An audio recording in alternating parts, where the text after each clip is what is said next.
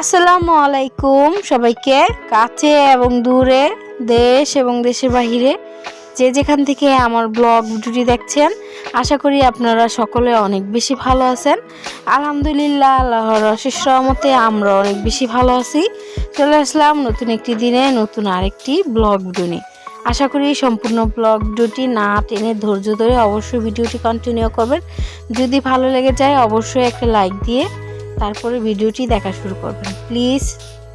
এখানে দেখতে পাচ্ছেন আমার আব্বু ডাব পেরেছিল, পরে এখানে খেয়ে নিয়েছি। সাথে হচ্ছে এই ভিতরে যে আঁশটা সেটা ছিল। আর এখানে দুপুরে খেয়েছি হচ্ছে ডালের ভর্তা আর শুটকির ভর্তা দিয়ে ভাত। আর এখানে হচ্ছে বিকালের দিকে তখন হচ্ছে আমি আমার মা তারপরে আমার ছেলে তাওহিদ ইরাকে নিয়ে এখন চলে যাচ্ছি হচ্ছে চকে যে হচ্ছে আমরা এখন শাক তুলবো, হেঁচি শাক।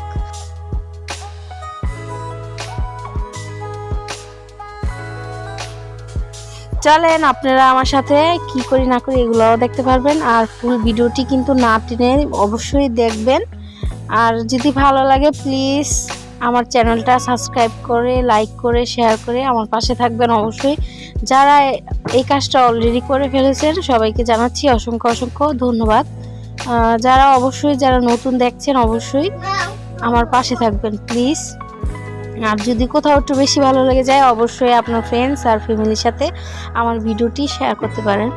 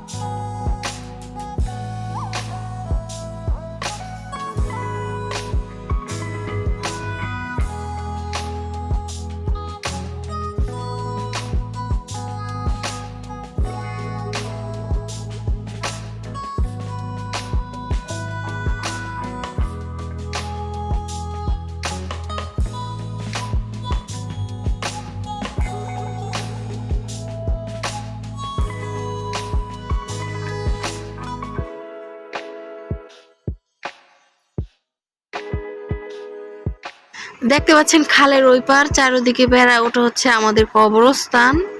আর খালের পানিটাও অনেক বেশি নষ্ট হয়ে গিয়েছে। আগের পরিবেশটা কিন্তু অনেক বেশি সুন্দর ছিল। এখন গাছগাছলি গ্রামে ভরা, তো মানে দেখতে অনেক বেশি ভালো লাগে। এই জন্য আপনাদের সাথে আজকে বড় একটা ব্লগ ভিডিও আপনাদের সাথে শেয়ার করে ফেললাম। আশা করি অনেক বেশি ভালো লাগবে। এই তো আমি না ভালো মতন ব্লগ ভিডিওটা করতে পারিনি, মানে হাঁটতাছিলাম তো ক্যামেরা এত বেশি নড়াচড়া করেছে আমি তখন বুঝতেই পারিনি। এখন দেখি যে মানে অনেক বেশি নড়াচড়া করেছে। যাই হোক, প্লিজ কিছু মনে করবেন না, অবশ্যই ক্ষমাশূন্য দৃষ্টিতে দেখবেন। আর অবশ্যই কথায় যদি কোনো ভুল টুল হয়ে থাকে অবশ্যই ক্ষমাশূন্য দৃষ্টিতে দেখবেন, মানে ক্ষমা করে দিবেন আর কি। যাই হোক, হাঁটতে হাঁটতে অনেক দূরে চলে আসলাম। আর যাচ্ছি শেষই হচ্ছে না। আর ওখান দিয়ে হচ্ছে কাঠের একটা ব্রিজ দেওয়া হয়েছে যাতে মানুষ আসা যাওয়ার জন্য অনেক বেশি সহজ হয়, এই জন্য আর কি।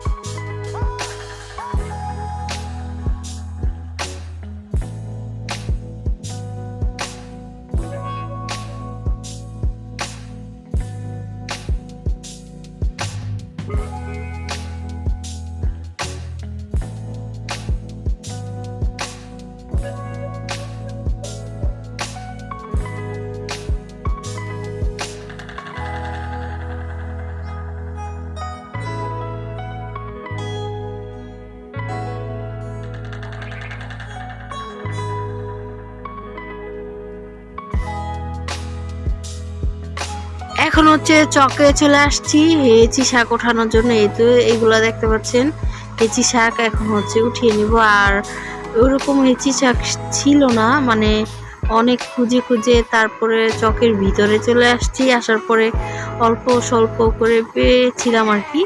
আর যারা চিনেন না এদের, তা আপনাদেরকে বলছি এটা হচ্ছে হেঁচি শাক। এই হেঁচি শাকটা লেবু পাতা দিয়ে মানে রসুন দিয়ে মানে কাঠি দিয়ে গুটিয়ে গুটিয়ে রান্না করলে এগুলা খেতে কিন্তু অনেক বেশি মজা লাগে। আর এই তো যেহেতু আসছে মাকে নিয়ে চলে আসলাম হেঁচি শাক ওঠানোর জন্য। আর রান্নাটা আপনাদের সাথে তো শেয়ারই করব, দেখতে থাকেন ফুল ভিডিওটি।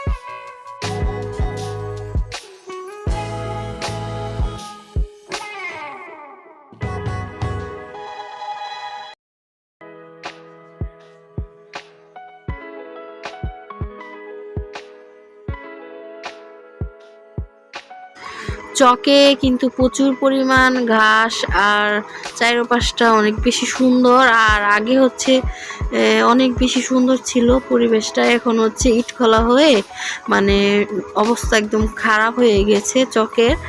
আর আমার ছেলে মেয়ে কিন্তু অনেক বেশি এনজয় করছে, মানে অনেক বেশি মজা করছে আর অনেক খুশি হচ্ছে আর কি তারা অনেক। আর দেখতে পাচ্ছেন বড় বড় ঘাস হয়ে আছে চারপাশটা অনেক বেশি।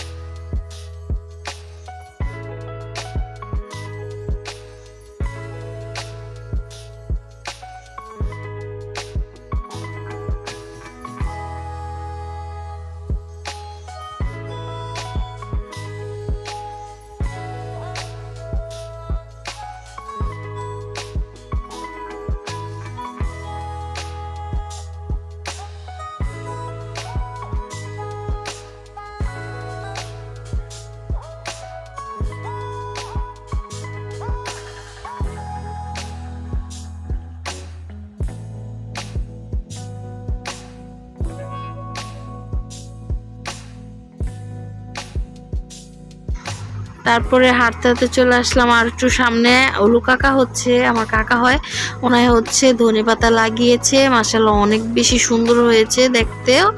আর ফ্রেশ ফ্রেশ ধনেপাতা না অনেক বেশি মানে খেতেও ভালো লাগে আর দেখতে অনেক বেশি ভালো লাগে।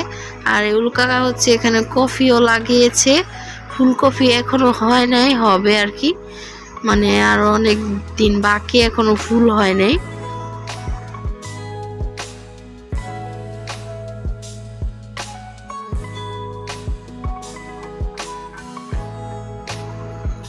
এখানে দেখতে পাচ্ছেন কতগুলা চালতা, যাচ্ছিলাম দেখি যে গাছ থেকে অনেকগুলা চালতা পড়ে আছে, উঠিয়ে নিয়ে আসলাম।